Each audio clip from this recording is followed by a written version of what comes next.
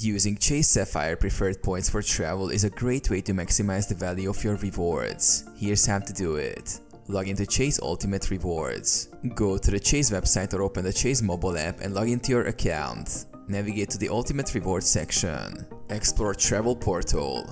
Once in the Ultimate Rewards dashboard, select the Travel option.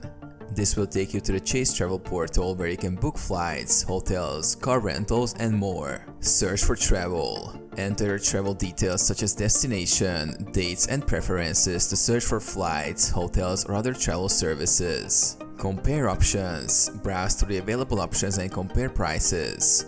Chase Sapphire preferred points are worth 25% more when redeemed through the travel portal, so take advantage of this benefit. Select and book.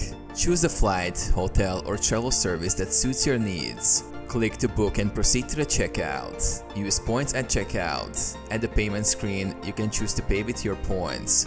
You can pay entirely with points or use a combination of points and your Chase Sapphire preferred card. Confirm booking. View your booking details and confirm the purchase. You will receive a confirmation email with all your travel details.